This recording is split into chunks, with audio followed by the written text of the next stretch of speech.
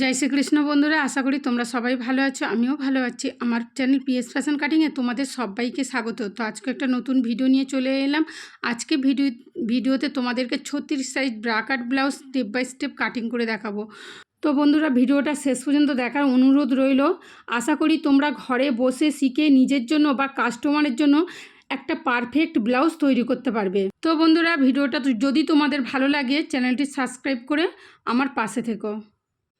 তো ব্লাউজটা কাটিং করার জন্য আমি এখানে লাইলিন নিয়েছি, ভালো লাইলিনটা 1 মিটার নিয়েছি আর মেন কাপড় নিয়েছি। প্রথমে আমরা মেন কাপড়টা রেখে দেব, লাইলিনটাই কাটিং করে নেব।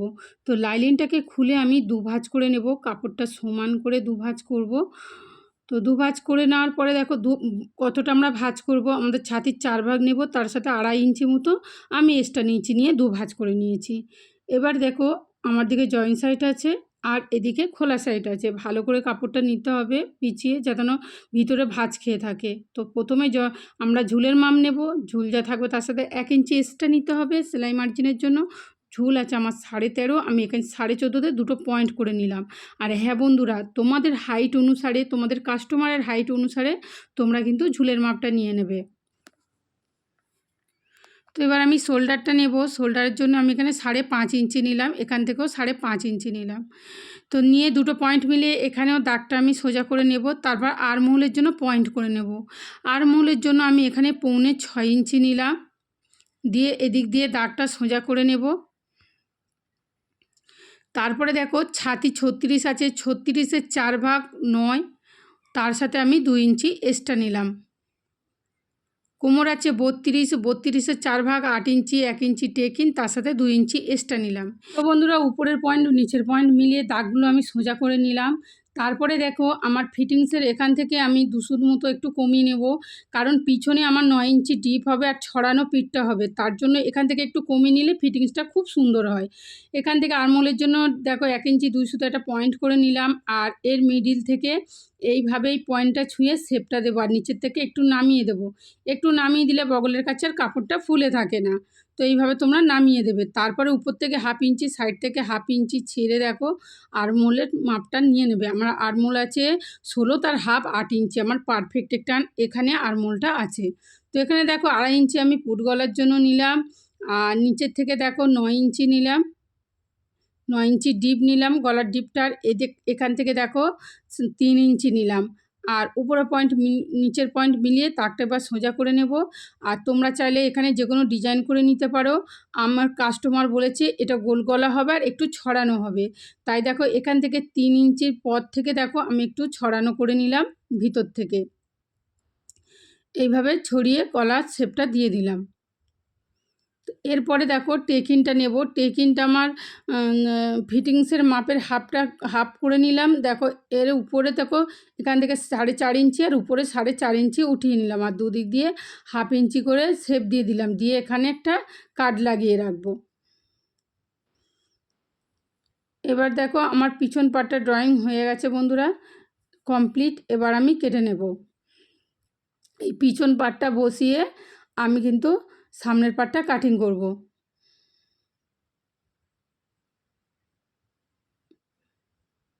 আর এই পিছন পার্টটা তোমরা যখন কাটিং করবে পারফেক্ট কিন্তু মাপ নেবে, কারণ এটাই কিন্তু আমাদের মেন মাপ। এই মাপটা বসেই আমরা সামনের পার্টগুলো কাটিং করব।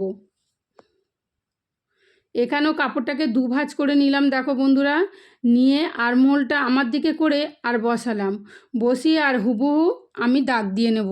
এই পার্টটা বরাবরই হুবহু দাগ দিয়ে নিচ্ছি। দেখো দাগ দিয়ে নিলাম, আর নিচের দিকে দাগ দিলাম না, কারণ নিচের দিকে তো বাড়বে, ওই জন্য দাগ দিলাম না। এবার ব্রা কাট ব্লাউজের জন্য সর্বপ্রথম আমাদের কিন্তু কাপড় বাড়িয়ে নিতে হবে। তো সামনের দিক থেকে দেখো আমি এখানে 2.25 ইঞ্চি কাপড় বাড়িয়ে নিলাম। এটা যে কোনো সাইজের জন্য একই নিয়ম, ব্রা কাট ব্লাউজে অবশ্যই আমাদের কাপড় বাড়িয়ে নিতে হবে।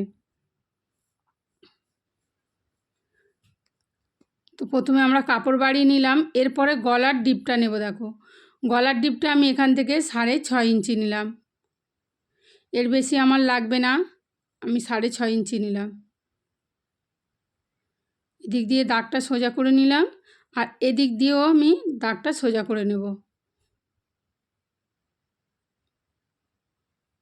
এরপরে প্রথমেই আমি গলার শেপটা দিয়ে নেব। তো গলার শেপটা দেওয়ার জন্য এদিক থেকে দেখো আমি 3 ইঞ্চি নিলাম, আর একটু ভিতর থেকে এইভাবে ঘুরিয়ে গলার শেপটা দিলে গলার শেপটা কিন্তু খুব সুন্দর হয়। যেভাবে আমি দিচ্ছি দেখো, ঠিক এইভাবে ভিতর থেকে একটু ঘুরিয়ে দেবে। এরপরে আমি ফুল বাস্টের পয়েন্ট করে নেব। ফুল বাস্ট আছে আমার 9.5 ইঞ্চি, তো এর সাথে 2 ইঞ্চি আমি সেলাই মার্জিন নেব, নিয়ে 11.5 ইঞ্চিতে পয়েন্ট করে নেব ফুল বাস্টের।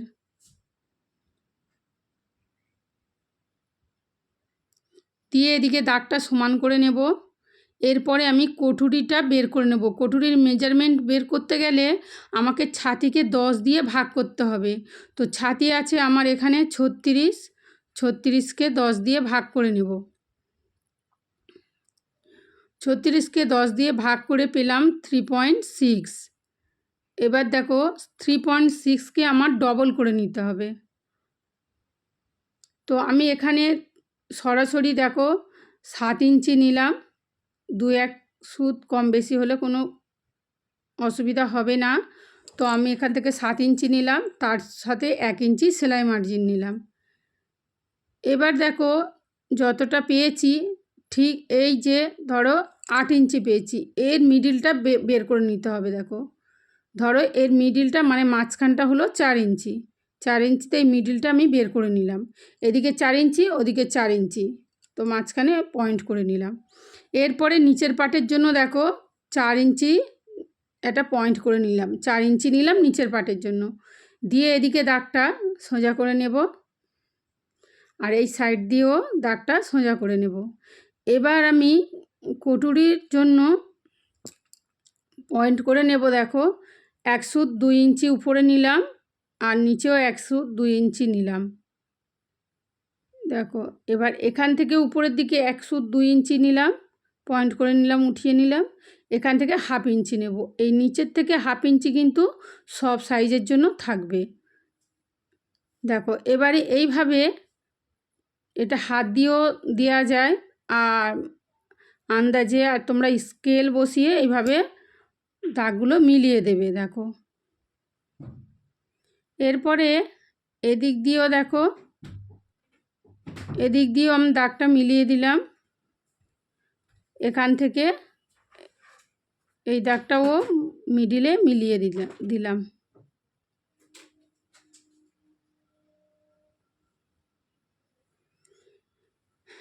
এদিক দিয়ে দাগটাও দিয়ে নেব।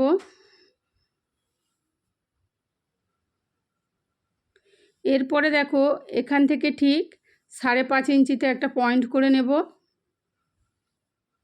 আর এই পয়েন্টটা আস্তে আস্তে নিচের পয়েন্টের সাথে মিলিয়ে দেব। এটা বেশি রাউন্ডও করব না, বেশি স্ট্রেটও করব না, ঠিক এইভাবে আস্তে আস্তে উপরের পয়েন্টের সাথে মিলিয়ে দেব। দেখো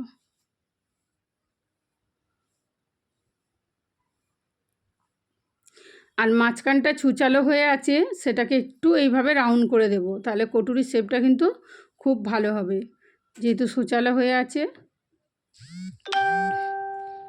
আর এদিক দিয়ে দেখো 1.25 ইঞ্চি মতো উঠিয়ে নিলাম,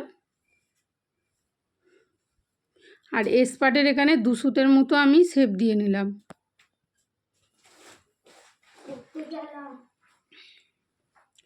তাহলে এখানে কতটুকু পেলাম দেখো, 3.25 ইঞ্চি মতো আছে।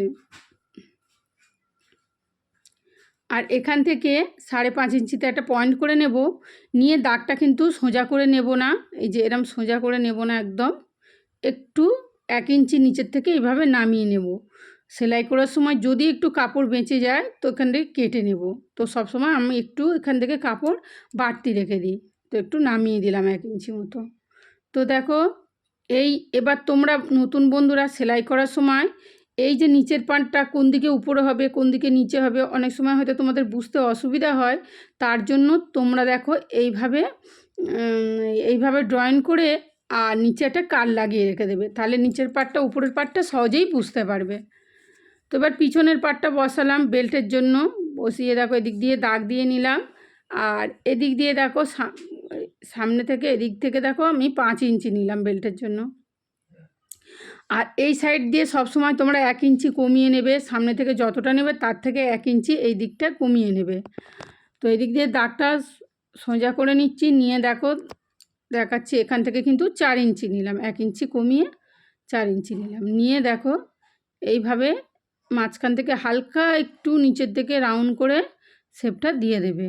আর এই সাইড দিয়ে দেখো আমি 1 ইঞ্চি কমিয়ে নেব, কারণ পিছন পাটে যখন আমি টেকিন দেব তখন কিন্তু ফিটিংসটা খুব সুন্দর হবে। এইভাবে 1 ইঞ্চি তোমরা কমিয়ে নেবে। তো দেখো কত সুন্দর হয়েছে, ড্রয়িংটা আমার হয়ে গেছে। তো এবার আমি কেটে নিচ্ছি। তো বন্ধুরা, তোমাদের যদি কোথাও বুঝতে অসুবিধা হয় আমাকে কমেন্ট করে জানাবে, আর তোমরা কোন টপিকের উপর ভিডিও দেখতে চাও সেটাও আমাকে জানাবে। পুরো ভিডিওটা তোমাদের কেমন লাগলো সেটাও আমাকে একটা কমেন্ট করে জানাবে। তোমাদের একটা কমেন্ট পেলে কাজের উৎসাহটা কিন্তু বেড়ে যায়। তো দেখো বন্ধুরা, এখানে কাটিংটা হয়ে গেল, এরপরে আমি হাতাটা কাটিং করে নেব।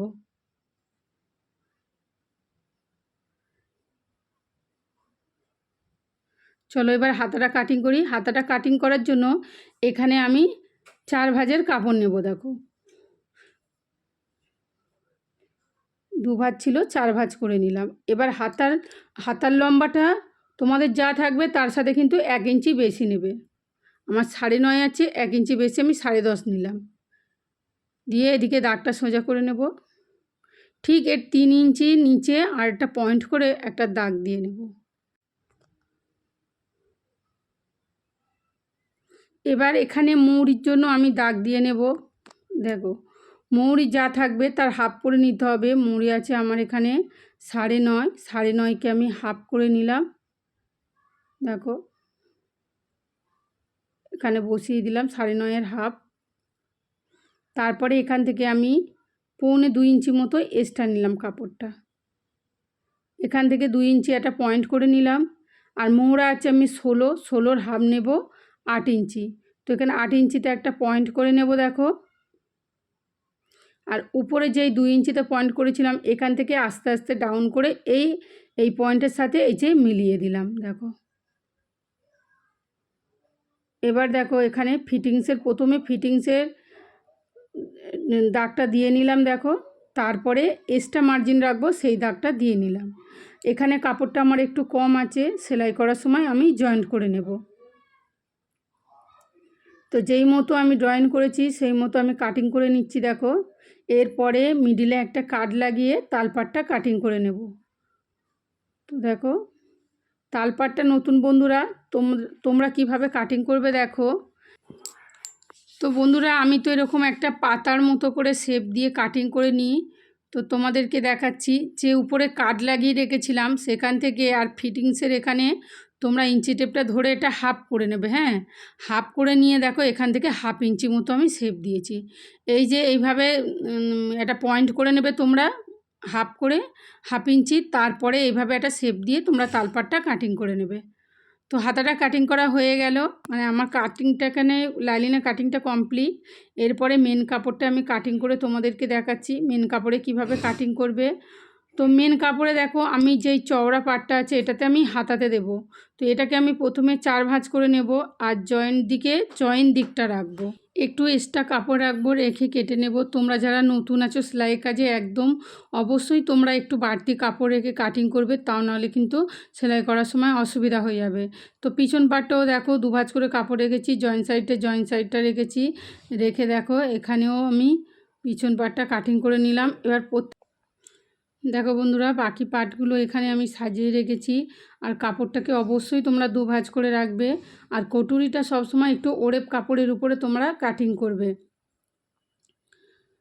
তো প্রত্যেকটা পার্ট সেরকম সাজিয়ে কাটলে এক্সট্রা কাপড় একটু বেরিয়ে যায়, সেটা দিয়ে লটকান বা অন্য কোনো কাজে লাগানো যায়, সেলাইয়ের কাজে। তা দেখো এখানে এই কাপড়টুকু আমার বেঁচে গেছে। তো দেখা হবে পরের ভিডিওতে। জয় শ্রীকৃষ্ণ।